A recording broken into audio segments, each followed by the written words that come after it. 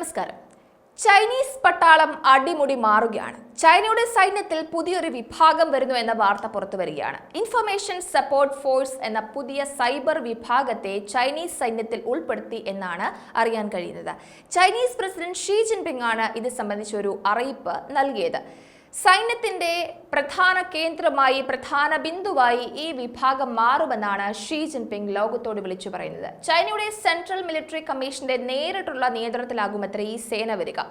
ആധുനിക യുദ്ധരീതികളിൽ ചൈനയെ കൂടുതൽ സജ്ജമാക്കുക എന്നൊരു ലക്ഷ്യം ഇതിന്റെ പിന്നിലുണ്ടെന്ന് ചൈനീസ് സർക്കാർ വൃത്തങ്ങൾ പറയുന്നുണ്ട്.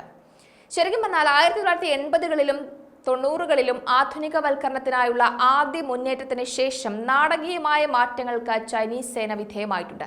ആധുനികവൽക്കരണത്തിൽ നിരന്തരമായ അപ്ഡേറ്റുകളും അതുപോലെ തന്നെ യുദ്ധത്തിന്റെ മാറുന്ന ആവശ്യങ്ങൾക്കനുസരിച്ച് ഉപകരണങ്ങളുടെയും സംഘടനാ ഘടനയുടെയും പുരോഗതി ചൈന കൃത്യമായി ഉറപ്പുവരുത്തുന്നുണ്ട്. ഏറ്റവും ചെറിയ ചെലവിൽ ഏറ്റവും വലിയ വിജയം നേടുക എന്നതാണ് യുദ്ധത്തിന്റെ തത്വം. ഇത് നേടുന്നതിന് രാഷ്ട്രീയ ഘടകങ്ങളെ മാത്രമല്ല, യുദ്ധത്തിന്റെ ശരിയായ തന്ത്രങ്ങളെയും ആശ്രയിക്കണം എന്നതാണ് ചൈന പറയുന്നത്. സൈനിക ഉപകരണങ്ങളുടെ അത്യാധുനിക സ്വഭാവം, ഉപകരണങ്ങൾ ഉപയോഗിക്കുന്ന ഉദ്യോഗസ്ഥരുടെ ഗുണനിലവാരം മുതലായവ വലിയ പ്രാധാന്യം അർഹിക്കുന്നുണ്ട്. യഥാർത്ഥ നിയന്ത്രണ രേഖയിലടക്കം ചൈന ഈ തന്ത്രം തന്നെയാകും നടപ്പിലാക്കുക എന്ന ഒരു അനുമാനവും വരുന്നുണ്ട്. 1980കളിലും 90കളിലും ആധുനികവൽക്കരണത്തിനായുള്ള ആദ്യ മുന്നേറ്റത്തിന് ശേഷം നാടകീയമായ മാറ്റങ്ങൾക്കാണ് ചൈനീസ് സൈന്യം വിധേയമായിട്ടുള്ളത്. യുദ്ധത്തിന്റെ മാറുന്ന ആവശ്യങ്ങൾ നന്നായി പ്രതിഫലിപ്പിക്കുന്നതിന് ഉപകരണങ്ങളുടെയും സേനയുടെയും പുരോഗതി വലിയ പ്രാധാന്യമാണ് നേടുന്നത്. അപ്പോൾ PLA, അതായത് ചൈനീസ് സൈന്യം അതിന്റെ ഘടനയിലും സാങ്കേതിക വികാസങ്ങളിലും കാര്യമായ മാറ്റങ്ങൾ വരുത്തി ഏത് പരിസ്ഥിതിയിലും അനുയോജ്യമായ രീതിയിൽ പ്രവർത്തിക്കാൻ ഉതകുന്ന രീതിയിലാണ് ഇപ്പോൾ കാര്യങ്ങൾ നീക്കുന്നത്. ചൈനയുടെ നാവികസേനയും റോക്കറ്റ് ഫോഴ്സും എല്ലാം വമ്പൻ മാറ്റങ്ങൾക്കും പരിഷ്കാരങ്ങൾക്കും വിധേയമാകുന്നുണ്ട് എന്ന വിവരവും എടുത്തു പറയണം. ഒരുപക്ഷെ PLA നാവികസേനയേക്കാൾ PLAയുടെ മറ്റൊരു ശാഖയും ഗണ്യമായി നവീകരിച്ചിട്ടില്ല എന്നും ഒരു വിഭാഗം പറയുന്നുണ്ട്. തദ്ദേശീയ ഉൽപാദനം ചൈനയുടെ ആധുനിക വൽക്കരണ ഡ്രൈവിന്റെ മൂലക്കല്ലുകളിൽ ഒന്നാണ്.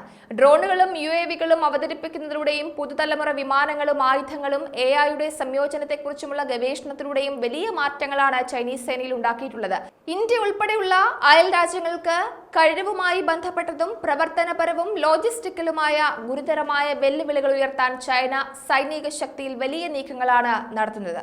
അപ്പോൾ അടിക്കടിയുള്ള ചൈനയുടെ മാറ്റങ്ങൾ കൃത്യമായ ലക്ഷ്യങ്ങൾ മുന്നിൽ കണ്ടുകൊണ്ട് തന്നെയാണ്.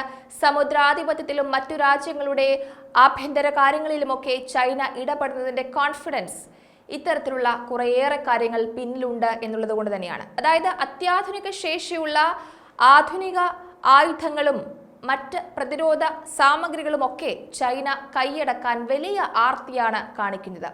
ലോകത്തിന്റെ ആധിപത്യം നേടിയെടുക്കണമെങ്കിൽ ഏറ്റവും മുന്തിയ ആയുധങ്ങൾ തന്നെ ആവനാഴിയിൽ ഉണ്ടാകണമെന്ന ശപഥം ചൈനയ്ക്കുണ്ട് എന്ന് തോന്നിപ്പിക്കുന്ന നീക്കങ്ങളാണ് നടത്തുന്നത്.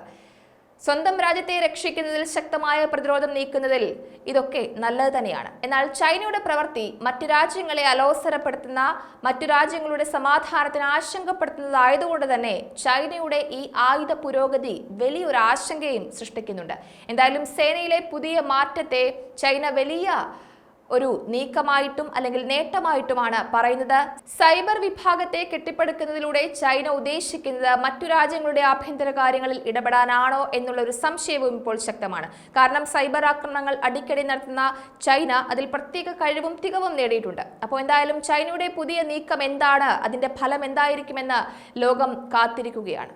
ന്യൂസ് ഡെസ്ക് ഈനാട് മലയാളം.